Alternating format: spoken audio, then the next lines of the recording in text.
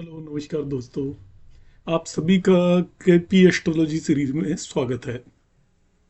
आपने मेरे इस चैनल पर कंप्लीट जेमिनी एस्ट्रोलॉजी सीरीज देखी होगी और वैदिक एस्ट्रोलॉजी की एक बहुत बड़ी सीरीज है जो कि मैंने कंटिन्यू करके आपको बताई थी। तो वैदिक एस्ट्रोलॉजी सीरीज में जो मेरा एक्सपीरियंस रहा कि ज़्यादातर लोग उसके मैथमेटिकल पार्ट को सीखना नहीं चाहते, वो एस्ट्रोलॉजिकल पॉइंट ऑफ व्यू से ही उसे केवल देखना चाहते हैं। तो केपी एस्ट्रोलॉजी सीरीज को मैं इनिशियली इसके मैथमेटिकल पार्ट को एक्सप्लेन नहीं करूंगा।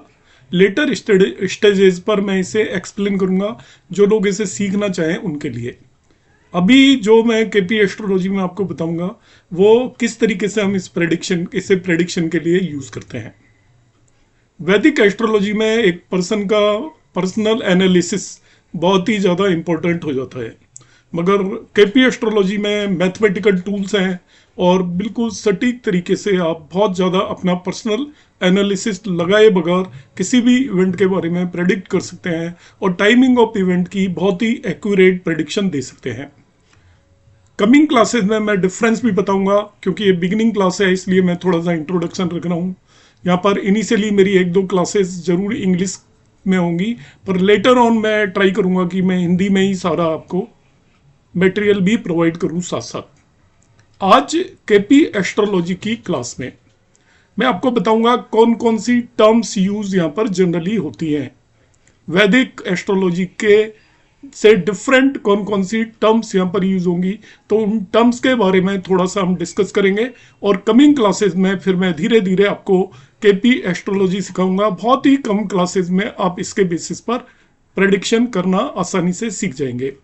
शर्त यह है कि आप सभी वीडियोस को प्रॉपरली देखें, अपनी नोटबुक लेकर बैठें और उसके अंदर आप इन सारी चीज़ों को नोट करने की कोशिश करें। आप सबसे पहले यहाँ पर जैसे मैंने लिखा इंपॉर्टेंट टर्म्स, इसमें टर्म होती है कसफल। कसफल एक टर्म आएगी, तो कसफल का यहाँ पर मतलब होता है भाव या हाउस। तो जब भी हम कसफल लॉर्ड बोलेंगे कहीं पे, जैसे समझते हैं हमने कहा फर्स्ट कसफल लॉर्ड, तो पहले भाव का स्वामी।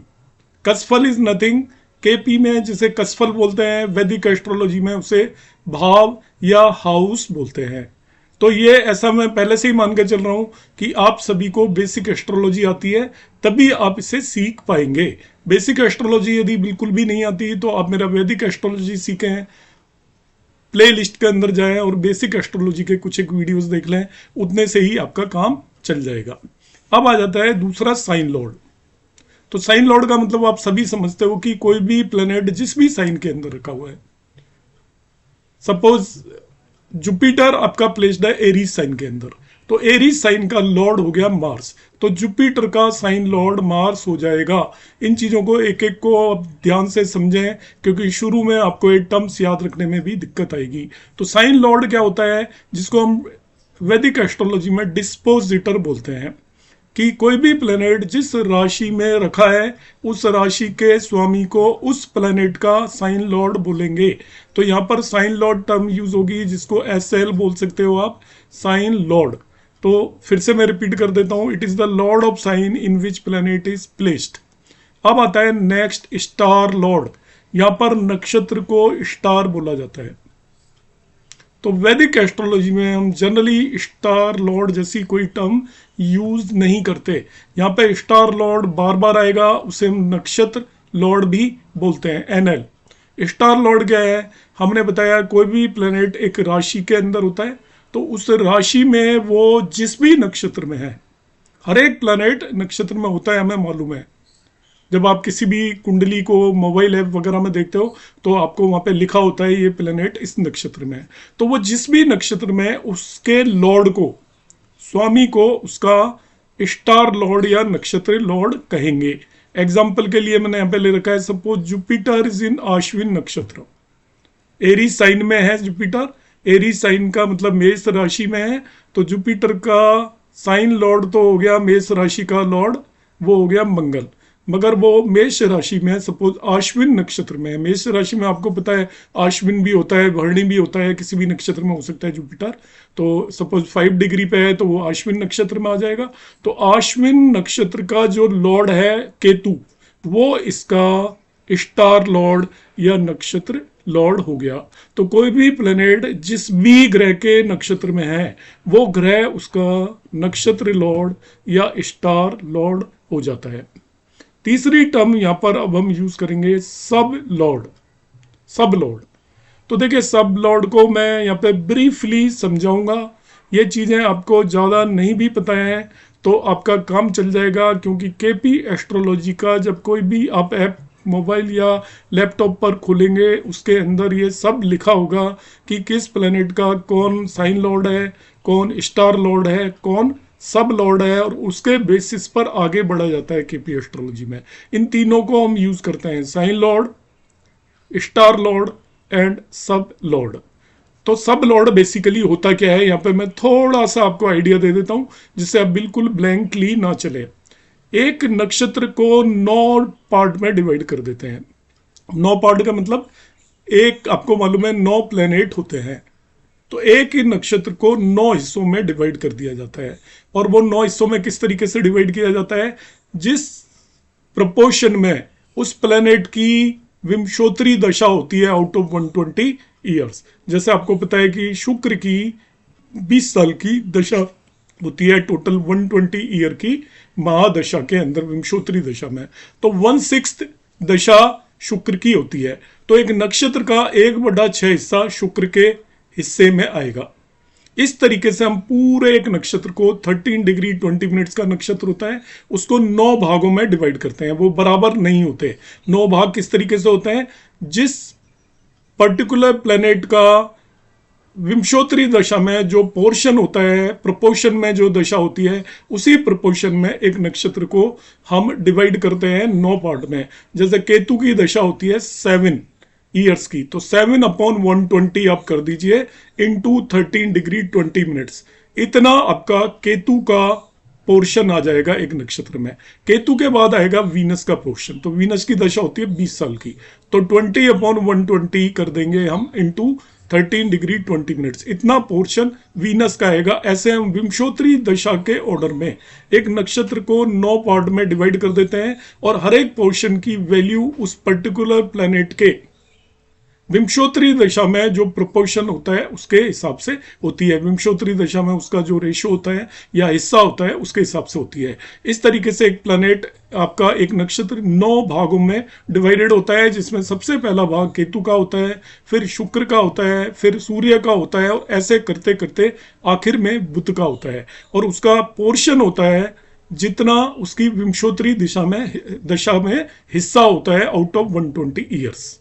तो जब आप एक नक्षत्र के अंदर एक प्लैनेट होगा, ध्यान से समझिए, अभी हमने बताया था कि एक प्लैनेट एक राशि में है, राशि के अंदर नक्षत्र में कहीं ना कहीं होगा। तो नक्षत्र के अंदर वो जिस भी ग्रह के पार्ट में आएगा, एक नक्षत्र को हम 9 पार्ट में डिवाइड कर रहे हैं, प्लैनेट उनके सबके लॉर्ड होंगे, जिसका जो हिस्सा होगा वो उस भाव का लॉर्ड हो जाएगा।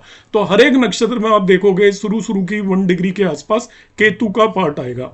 तो यदि वो शुरू की 1 डिग्री में है, सपोज 0.5 डिग्री पर है किसी भी नक्षत्र में कोई भी प्लैनेट, तो उसका केतु के हिस्से में आ गया तो उसका सब लॉर्ड केतु हो जाएगा। तो ये मैंने आपको समझाने की कोशिश की है, बाकी इसको सब दिया होता है किसका सब लॉर्ड कौन है, आपको निकालने की नीड नहीं पड़ेगी। तो यहां पर देखिए मैंने लिखा है इट इज 1/9 पार्ट ऑफ नक्षत्र। 1 नक्षत्र is divided into 9 unequal parts, unequal में डिवाइड कर रहे हैं अकॉर्डिंग टू विंशोत्तरी दशा of planet, and each part has lordship of planet in a given nakshatra in whichever part planet is situated. Lord of that part is called sub lord of that planet. तो हमें सब Lord पता करना पड़ेगा planet का। अगला part आता है सब लॉर्ड, जिसे हम यूज नहीं करते। रीजन क्या होता है, सब लॉर्ड तक निकालने के लिए नेटिव का जो टाइम ऑफ बर्थ है बहुत ही एक्यूरेट होना चाहिए, सेकंड्स में एक्यूरेट होना चाहिए, जो कि प्रैक्टिकली फिजिबल नहीं है। फिर भी सब लॉर्ड होता क्या है, जैसे हमने सब लॉर्ड निकालने में एक नक्षत्र को 9 पार्ट में डिवाइड किया, इसी तरीके से सब लॉर्ड को फर्दर 9 पार्ट्स में डिवाइड कर देते हैं। अब सब लॉर्ड के भी 9 हिस्से कर देने हैं आपको, और वो उसी रेशो में करने हैं जिस रेशो में उनकी विंशोत्तरी दशा होती है। तो एक पर्टिकुलर डिग्री के भी 9 भागों में डिवाइड कर देंगे, और 9 भागों में से प्लेनेट जिस भी भाग में आ रहा है उस भाग का जो भी लॉर्ड होगा उसे उसका सब लॉर्ड बोलेंगे। सो टोटल आपका होता क्या है, एक राशि होती है साइन, उसको 2.25 में डिवाइड करते हैं पार्ट में, वो नक्षत्र हो जाते हैं। हर एक नक्षत्र को 9 सब पार्ट में डिवाइड किया जाता है, उसमें हर एक पार्ट का जो भी प्लेनेट बिलोंग करता है वो उस पार्ट का लॉर्ड होता है। इसी तरीके से हर एक सब पार्ट को भी 9 पार्ट में डिवाइड किया जाता है। ये इक्वल डिवीजन नहीं होता, उसे हम सब पार्ट बोलते हैं, या उस पार्ट के लॉर्ड को सब लॉर्ड बोलते हैं। अब हम इंपॉर्टेंट टर्म्स में और कुछ टर्म्स की बात करेंगे। इन टर्म्स को आप समझ लें आराम से, इस वीडियो को एक से ज़्यादा बार देखें, इनिशियली आप कंफ्यूज होते रहेंगे, क्या सब लॉर्ड बोल दिया, कब स्टार लॉर्ड बोल दिया, कब साइन लॉर्ड बोल दिया। एक जैसे नाम है मगर उन पे आप एक बार वीडियो को देखकर अपने आप लिखें, जहाँ डाउट हो आप रिपीट होकर इसको देखें। Sub lord is stronger, sub lord जो होता है स्ट्रोंगर होता है। Star lord is strong and sign lord is weak. इसका मतलब ये होता है किसी भी प्लेनेट के 3 इंपॉर्टेंट पार्ट हैं, सब लॉर्ड को हम कंसिडर करके नहीं चलेंगे, छोड़ देते हैं। एक है उसका साइन लॉर्ड, जिस राशि में उसका लॉर्ड। दूसरा है नक्षत्र लॉर्ड, वो प्लेनेट जिस भी नक्षत्र में उसका लॉर्ड। और तीसरा सब लॉर्ड, उस नक्षत्र के अंदर वो किस सब लॉर्ड की उसमें है, साइन में। तो इनमें सबसे जो वीक होता है वो होता है साइन लॉर्ड, उससे स्ट्रोंगर नक्षत्र लॉर्ड हो जाता है, और सबसे स्ट्रोंग सब लॉर्ड हो जाता है। मतलब जितना नीचे जाते जाएंगे सीरीज में, हायरार्की में, सबसे हाईएस्ट लेवल पे साइन लॉर्ड है जो बहुत बड़ा है, तो साइन लॉर्ड बहुत बड़े रीजन को रिप्रेजेंट कर रहा है, वो वीक होता है। उसके बाद आ जाता है नक्षत्र, जिसमें भी वो है वो उससे स्ट्रोंगर होगा, और सब लॉर्ड सबसे ज्यादा स्ट्रोंग होता है। ईच प्लैनेट एंड ईच भाव, कुंडली का हर एक प्लैनेट और कुंडली के हर एक भाव के दो अलग अलग चीजें बोल रहा हूं मैं। कुंडली में एक प्लैनेट है और पूरे कुंडली के अंदर 12 भाव है आपके। तो ईच प्लैनेट एंड ईच भाव हैव साइन लॉर्ड, हर एक प्लैनेट का साइन लॉर्ड होगा, हर एक भाव का साइन लॉर्ड होगा। Star lord, sub lord and sub lord, तो हर एक भाव और प्लैनेट का sign lord, star lord, sub lord होंगे। If any nakshatra has a planet, यदि किसी नक्षत्र के अंदर प्लैनेट है, other than its own lord, यदि उसका लॉर्ड के अलावा कोई भी प्लैनेट आकर बैठ गया, जैसे अश्विन नक्षत्र है, उसका लॉर्ड है केतु है तो कोई बात नहीं, केतु के अलावा उसके अंदर सपोज हम कहते हैं सूर्य आकर बैठ गया, तो उस नक्षत्र को टेनेंटेड नक्षत्र बोलेंगे। उसके अंदर किराएदार रह रहा है। टेनेंट क्या कौन है? जो नक्षत्र है उसमें उसके लॉर्ड के अलावा कोई भी और प्लैनेट आकर बैठ गया तो उसको हम उसका टेनेंट बोल देंगे। जैसे किसी का भी हाउस है तो हाउस के अंदर वो लॉर्ड ही रह रहा है उसका, तो वो मकान मालिक हो गया, मगर कोई और किराएदार आकर रह गया तो हम उसे क्या कहेंगे? वो टेनेंट है। इसी तरीके से किसी भी नक्षत्र के अंदर उसके लॉर्ड के अलावा कोई भी प्लैनेट आकर बैठेगा उसको हम टेनेंट बोलेंगे, और ऐसे नक्षत्र को टेनेंटेड नक्षत्र बोलेंगे। ये टर्म यूज होगी बार बार, टेनेंटेड नक्षत्र। तो आपको समझ लेना है कि उस नक्षत्र के अंदर उसके लॉर्ड के अलावा कोई भी और प्लैनेट बैठा हुआ है, और यदि कोई नहीं हुआ तो वो एम्प्टी हो गया नक्षत्र, टेनेंटेड नहीं होगा।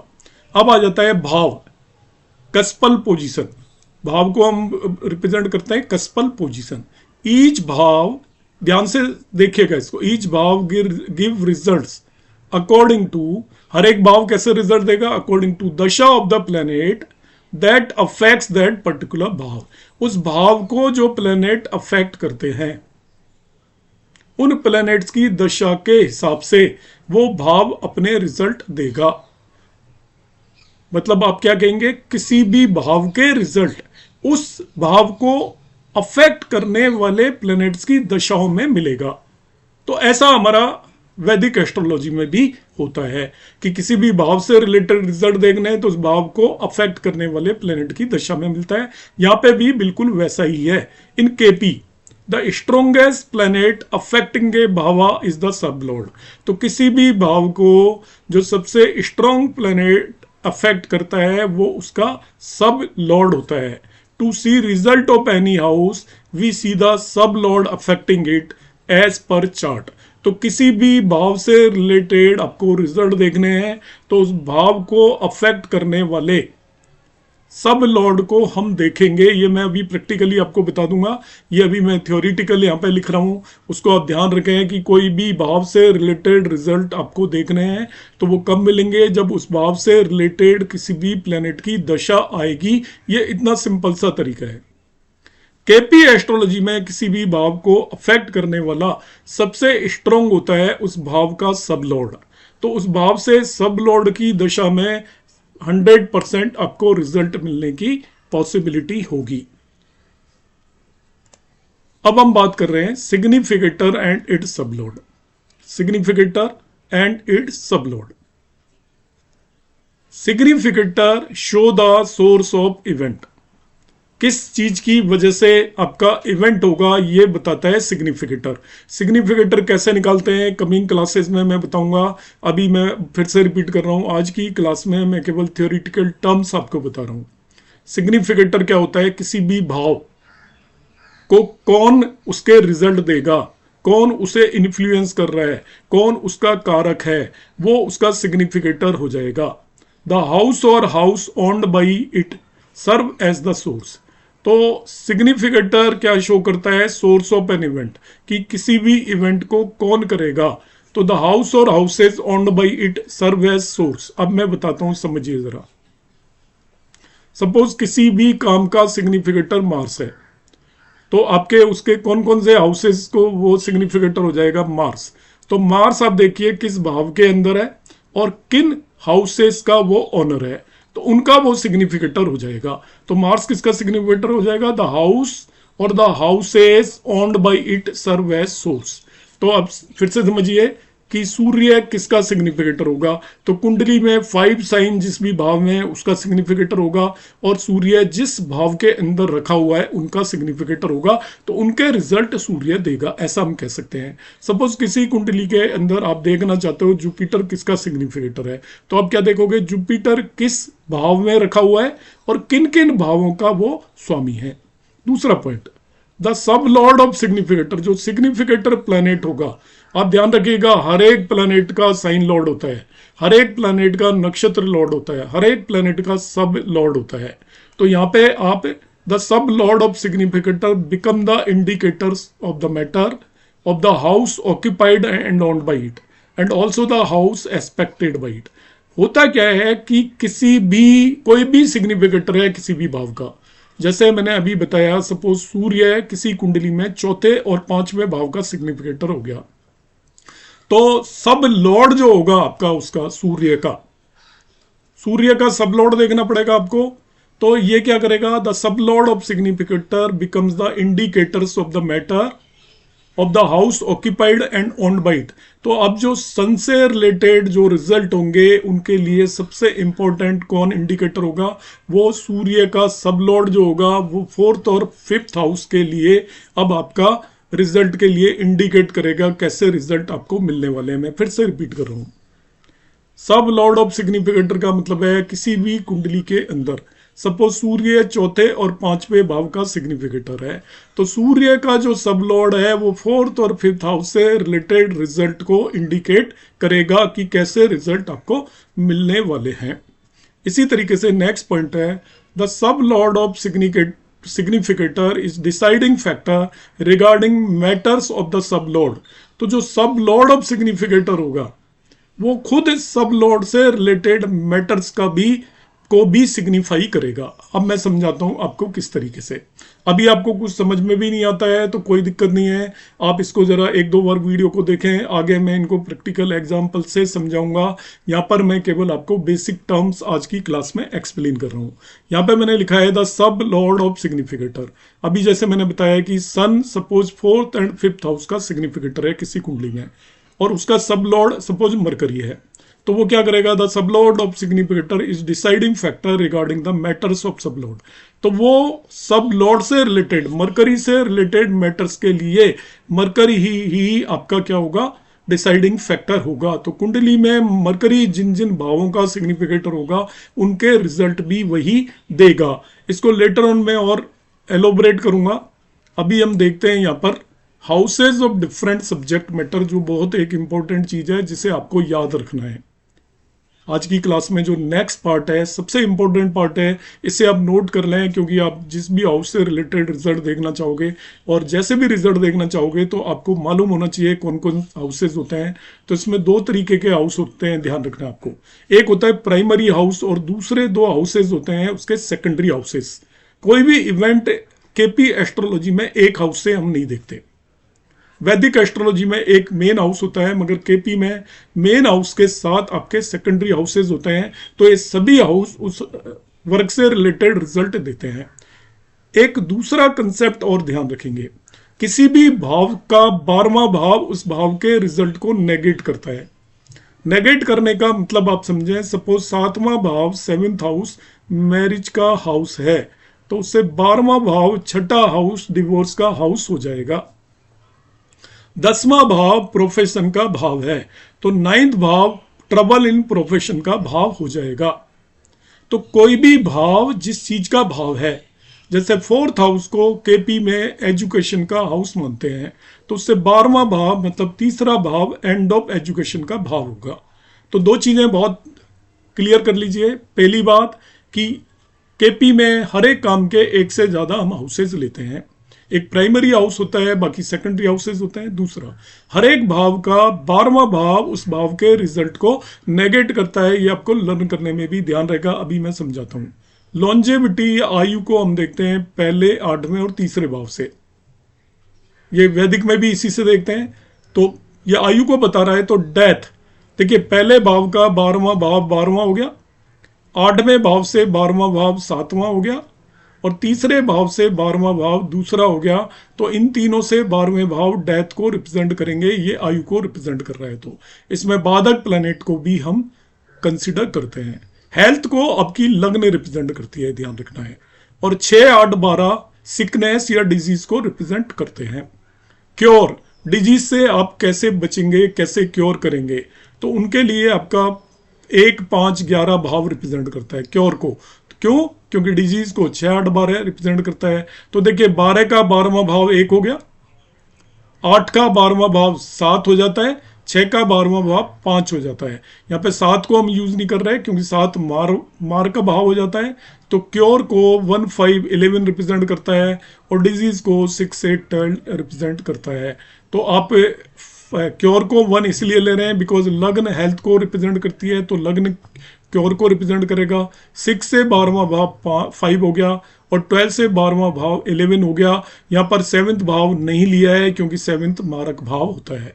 एजुकेशन को प्राइमरी हाउस 4 है और सेकेंडरी हाउस 9 एंड 11 है। हायर लर्निंग है और ये आपका लर्निंग विद ओन चॉइस हो गया 4, 9, 11। तो एंड ऑफ एजुकेशन 4th का 12th हो जाएगा 3rd हाउस, 9th का 12th हो जाएगा 8th हाउस, और 11 का हम 12th यहाँ पर 5 मानकर चल रहे हैं, 10 मानकर नहीं चल रहे हैं। 3, 8, 5 एंड ऑफ एजुकेशन है। बाई यदि आपको घर खरीदना है तो उसके लिए चौथा भाव, 11वां भाव, 12वां भाव।